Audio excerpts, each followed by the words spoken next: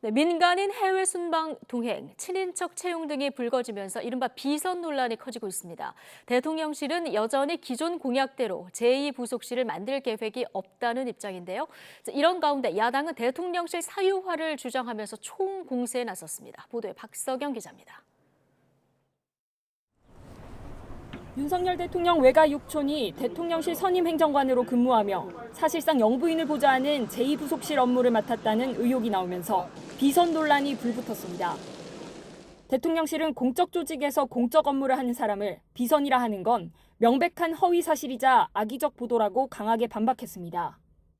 이해충돌 방지법을 봐도 문제가 전혀 없다며 역량을 안 보고 먼 인척이라 배제한다면 오히려 차별이라고 덧붙였습니다.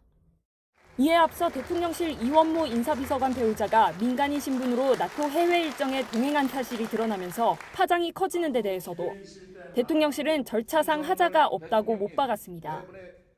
특히 대통령실 관계자는 이 비서관 배우자 일가가 윤 대통령 예비후보 시절 후원금 2천만 원을 낸 것이 이번 해외 일정에 영향을 줬느냐는 질문을 받자 후원금이 영향이 있다고 생각하느냐고 되물었습니다.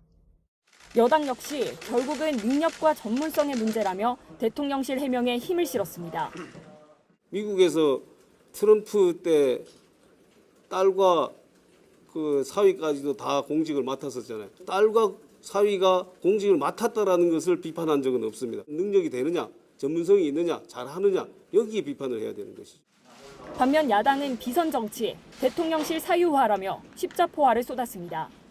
새로운 비선 정치, 지인 찬스로 대통령실이 운영되고 있는 현실이 개탄스럽습니다. 국가의 명운을 사적 인연의 고리에 얹을 수는 없습니다. 다만 여야를 막론하고 김건희 여사를 보좌할 전담팀이나 제2부속실 재설치 필요성에는 공감하고 있습니다. 하지만 대통령실은 제2부속실 부활 계획은 없다며 이미 부속실 안에서 여사 일정이 생기면 충분히 지원하고 있다고 선을 그었습니다. 사실 여부를 떠나 국민에게 트라우마를 준 비선 논란이 재점화된 상황입니다. 김 여사 보폭이 넓어지는 가운데 비슷한 문제를 막기 위해서는 제도적 대책 마련이 필요해 보입니다. YTN 박석영입니다.